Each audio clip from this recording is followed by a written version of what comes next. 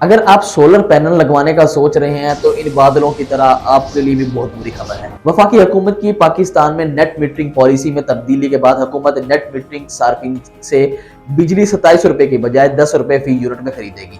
یہ پالیسی صرف نئے نیٹ میٹرنگ صارفین پہ لاگو ہوگی، موجودہ صارفین پہ یہ ریوائز ریٹ بالکل لاگو نہیں ہوگا۔ یہ نیٹ میٹرنگ کیا ہوتی ہے، آج ہم اس کو جاننے کی کوشش کرتے ہیں۔ نیٹ میٹرنگ ایک ایسا سسٹم ہے جس میں اگر آپ گھر یا کاروبار میں سولر پینل لگواتے ہیں تو وہ سورج سے بجلی بناتے ہیں۔ اگر آپ کی سولر پینل سے بنی بجلی آپ کے استعمال سے زیادہ ہو تو یہ اضافی بجلی گھر کو چلی جاتی ہے۔ اس کے بدلے میں آپ کی بجلی کے بل میں رعایت ملتی ہے یا حکومت آپ سے وہ بجلی خرید لیتی ہے۔ سوال یہ ہے کہ نئی پالیسی کی ضرورت پیش کیوں آئی؟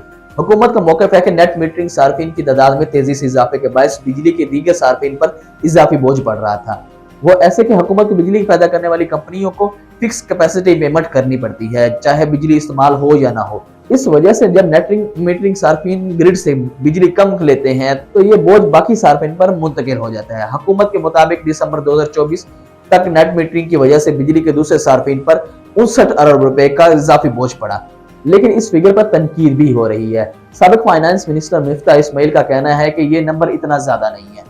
نئی پالیسی کا صارفین پر کیا اثر پڑے گا؟ اب نیٹ میٹرنگ کے نئے صارفین سے حکومت 10 روپے فی یونٹ کے حساب سے بجلی خریدے گی۔ اس ریٹ کو فائنل لیکن نیپرا ہی کرے گی، جبکہ پیک آج میں انہیں 60 روپے فی یونٹ تک بجلی خریدنی پڑے گی۔